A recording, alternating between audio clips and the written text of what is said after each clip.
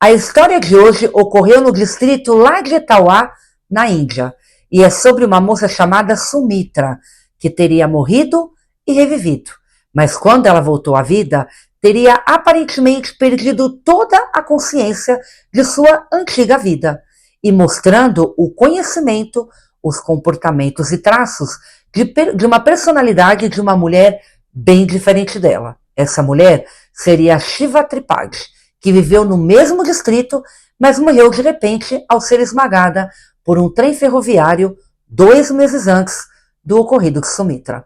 Se você gosta de adquirir informações e conhecimento e gosta de todo tipo de conteúdo, você está no lugar certo. Então, você já sabe o que você tem que fazer, né? Se inscreva no canal se você ainda não for, ative o sininho de notificações e é claro que já vai deixando aquele likeão para apoiar o canal logo no começo do vídeo. Beleza? Recados dados, sem mais delongas, e bora para nossa história de hoje.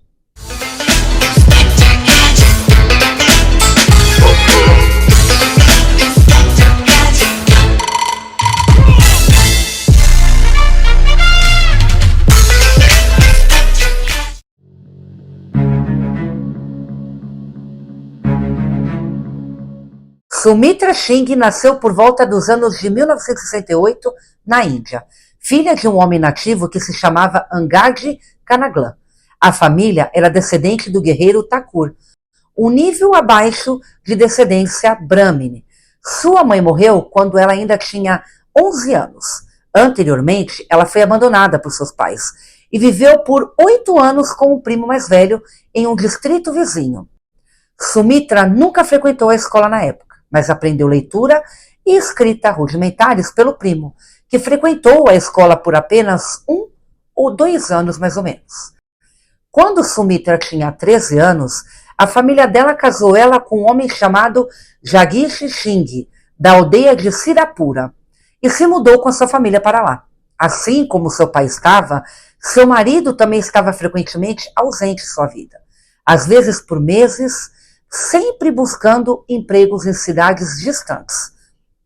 Após 3 anos de casamento, ela deu à luz a um menino, e isso foi em dezembro de 1984. 1 ou 2 meses depois, Sumitra começou a ter episódios de perda de consciência, ou transes, meio esquisitos, nos quais seus olhos rolavam para cima e ela apertava os dentes. Esses eventos variavam em duração de alguns minutos a um dia inteiro.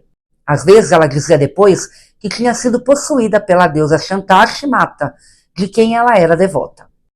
Em 2 ocasiões, ela aparentemente foi possuída brevemente por personalidades comunicantes, como de uma mulher Charipura, que se afogou em um poço, a outra, um homem de outra parte da Índia. Sua família procurou ajuda de curandeiros locais na época, mas toda sem sucesso. Por volta de 16 de julho de 1985, Sumitra previu que morreria 3 dias depois. Então, em 19 de julho, após uma febre inexplicável, ela perdeu a consciência e parecia morrer. Testemunhas oculares concordaram que sua respiração e pulso pararam e seu rosto drenou sangue por pelo menos 5 minutos. Mas quando os membros de sua família começaram a lamentar, sofrer pela sua perda, ela voltou à vida de repente. Mas sua identidade parecia ter mudado completamente. Ela agora se chamava Shiva Tripathi.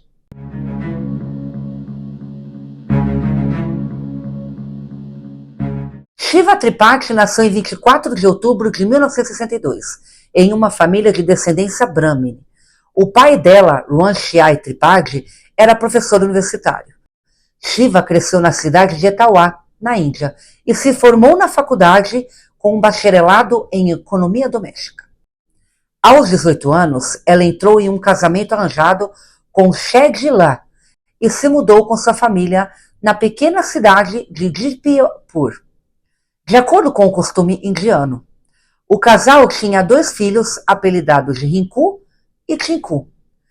Havia uma animosidade considerável entre Shiva e os seus sogros na época.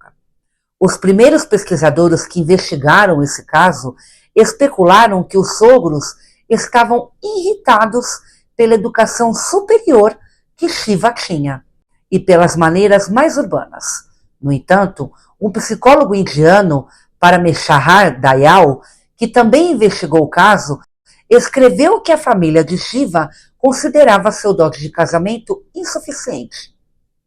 E muitas vezes reclamava disso, verbalmente e em cartas. Seja qual for a causa da briga, que isso nós nunca vamos saber, a briga veio à tona no final de maio de 1985, quando os sogros de Shiva a proibiram de participar de um exame. Na noite de 18 de maio, o tio materno de Shiva resolve visitar a família e foi surpreendido com a Shiva em lágrimas, dizendo que sua sogra e uma de suas cunhadas a havia espancado. Ele tentou acalmar as coisas, mas sem sucesso. Na manhã seguinte, o tio soube que o cadáver de Shiva havia sido encontrado nos trilhos de uma estação próxima da onde eles moravam. Seus sogros disseram que ela se jogou na frente de um trem. O pesquisador de reencarnação, Ian Stevenson, e seus colegas entrevistaram o tio e outras 4 pessoas que disseram ter visto seu corpo na manhã de 19 de maio, antes da cremação. Quando descoberto, estava entre os 2 trilhos e estava intacto, exceto por uma lesão na cabeça. De acordo com a irmã de Shiva, ela disse isso. Uma, que seria o nome de sua irmã, ela e seu marido foram os primeiros a ver o corpo. Ela disse que a cabeça foi espancada e os cérebros estavam aparentemente quase como polpa. O tio solicitou que a cremação fosse adiada até o pai de Shiva pudesse ser trazido.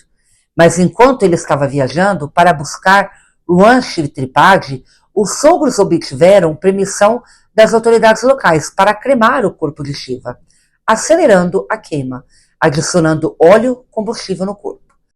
Havia rumores em Jaipur de que as pessoas tinham visto os sogros de Shiva carregando-a para a estação ferroviária sob o disfarce da escuridão. Quando Tripathi chegou a Jaipur, o cadáver de sua filha era cinzas e ossos apenas.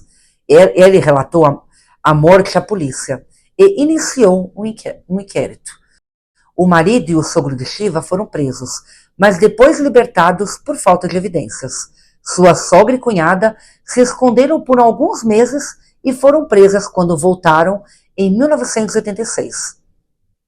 Eventualmente, eles também foram liberados devido à falta de evidências na época. Vários jornais na época publicaram histórias sobre a morte e a acusação de assassinato.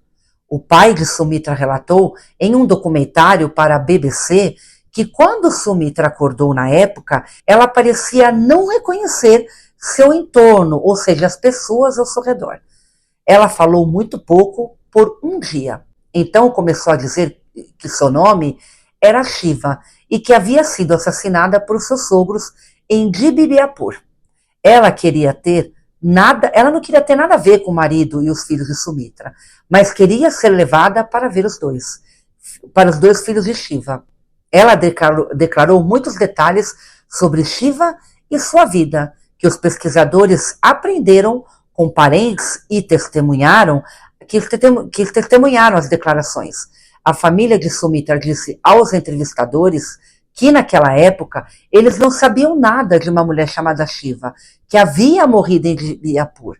Eles primeiro pensaram que Sumitra havia enlouquecido, depois que ela estava possuída. Então, não fizeram nenhuma tentativa de verificar os fatos declarados na época. De acordo com o Dayal, porque ela foi considerada possuída, ela foi cruelmente torturada e continuamente por um longo período por orras, que seriam os exorcistas ou curandeiros espirituais para redenção e cura. Foi inútil. Ela permaneceu na personalidade de Shiva, além de um breve ressurgimento de Sumitra quando ela ficou confusa por algumas horas e parecia retornar sua personalidade comum no outono de 1986. Dayal observou que Shiva, uma vez acordada no corpo de Sumitra, alegou ter memórias do intervalo entre a morte de Shiva e seu despertar. O pai de Sumitra disse a Dayal que ela havia dito a ele que havia sido levada adiante do Lorde Yama, o deus hindu da morte.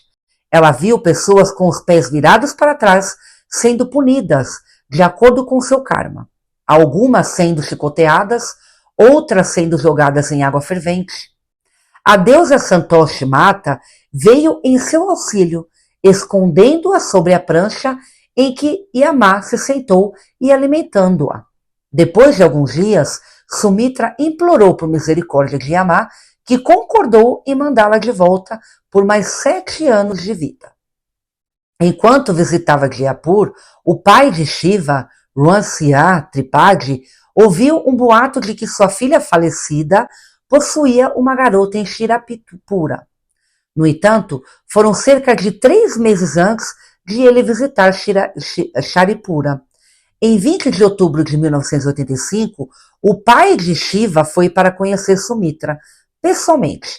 E quando eles se encontraram, Sumitra chorou muito. Embora não se possa afirmar nada que ela o reconheceu, né? Já lhe disseram que ele era o pai, ele era o pai de Shiva. O Tripathi mostrou a Sumitra algumas fotos em um álbum de fotografias da família. Ela identificou corretamente todos os 6 membros da família em uma fotografia que havia sido tirada 18 anos antes. Os pais de Shiva, o avô, o irmão, a irmã e a própria Shiva. Ela reconheceu todas as 5 crianças Tripathi mostradas em outra foto, e a mãe, o irmão e a tia materna de Shiva em uma terceira. Ao ver uma foto do jovem filho de Shiva, Tinku, Sumitra começou a chorar e perguntou aonde Tinku e Rinku estavam.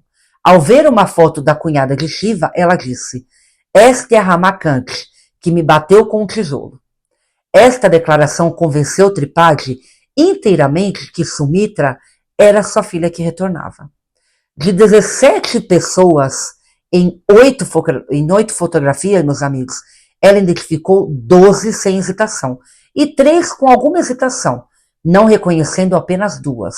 Stevenson e colegas contaram como 12 o número de amigos e parentes de Shiva que Sumitra reconheceu sem sugestões ou outras pistas. No total, Sumitra reconheceu 23 parentes e amigos de Shiva pessoalmente, em fotografias ou em ambos. Por outro lado, Sumitra não era mais capaz de reconhecer as pessoas de sua própria vida, como, por exemplo, seu marido, seu filho de 9 meses, seus sogros, seus pais. Quando ele visitou o primo em que ela morava há 8 anos e o marido do primo. Ela também estava confusa sobre lugares, comentando quando foi informada de um campo que era usado como latrina. Temos uma latrina dentro da casa, o que era verdade para ambas as casas em que Shiva viveu. Este caso foi investigado pela primeira vez por Stevenson e pelo colega pesquisador de reencarnação Satywanti Parishar, de forma independente, tendo sido trazido à sua atenção em outubro de 1985, quando cada um recebeu um artigo de jornal sobre o caso. Seu principal método de entrevistar pessoas que testemunharam a aparente morte e transformação subsequente da Sumitra, né, e membros da família de Shiva. Parishar realizou uma série de entrevistas em novembro de 1985. Em fevereiro e março de 1986, Stevenson Parishar e um terceiro pesquisador, Nicholas McClean Rice, entrevistaram novamente a maioria dos mesmos informantes, bem como vários outros em Sharipura, Angad, Kanaglan e outras 4 cidades e aldeias em distritos vizinhos. Em novembro de 1986, fevereiro de 1987 e outubro de 1987, Stevenson e Parishar entrevistaram informantes que não haviam sido entrevistados antes, para confirmar que as famílias não tinham tido contato anterior nenhum. Parishar atuou como intérprete e fez anotações em hindi, enquanto Stevenson e McClean Rice fizeram anotações em inglês. Algumas gravações de fita também foram feitas naquela época. Stevenson e seus colegas tiveram o cuidado de verificar se as duas famílias não haviam estado em contato antes desses eventos. Dipiapur e Shirapura estão a cerca de 60 milhas de distância. Isso seria como uns 97 mil quilômetros, mais ou menos. A família de Shiva também sustentou que eles não sabiam nada da família de Sumitra antes dos eventos. Eles, além de estarem geograficamente separadas, as duas famílias eram de diferentes níveis e castas educacionais. E seguiam estilos de vidas muito diferentes. Um urbano e profissional, o outro rural e agrícola. Os comportamentos de Sumitra mudaram acentualmente após a sua transformação. Um deles foi que ela não respondia às pessoas que eles não o chamassem ela de Shiva. Ela também se tornou mais formal na maneira como se dirigia às outras pessoas, incluindo seu marido e seus pais. No terreno de sua casta superior, ela se comportou de forma esnobe em relação aos seus sogros, até mesmo pedindo ao marido que lavasse seus pratos e utensílios enquanto eles visitavam uma casa de Brahmines, que já ele era de uma casta inferior. Ela se recusou a participar de um importante ritual hindu no qual uma irmã amarra uma corda no pulso de seu irmão, apesar de seu irmão implorar para ela o fazê-lo. Sumitra se recusou a princípio a ser íntima com seu marido ou reconhecer seu filho bebê, alegando que ele era um produto do casamento anterior de Jagishi. Eventualmente, no entanto, ela aceitou os papéis de esposa e mãe enquanto ainda insistia que era Shiva. Os membros da família de Sumitra em Sharipur relataram que Sumitra permaneceu Shiva até o fim de sua vida, um período de 13 anos. De acordo com o irmão mais novo de Jagashi, Shingi, Arjun, a mãe dele se sentiu estranha com isso, mas depois de um tempo, ela acabou se acostumando. O que vocês acharam da história, pessoal? Vocês acreditam em reencarnação?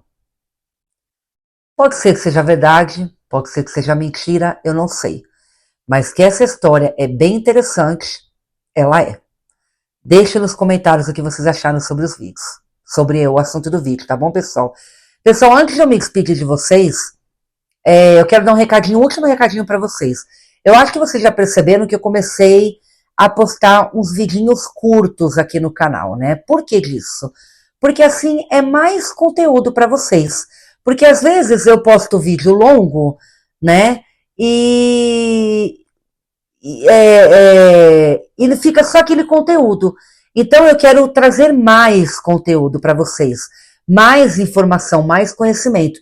Então eu tive essa ideia de estar trazendo também os vídeos curtos para vocês. Então, quando eu puder trazer os vídeos curtos, eu vou estar fazendo. E quando eu puder trazer os longos, eu também vou trazer.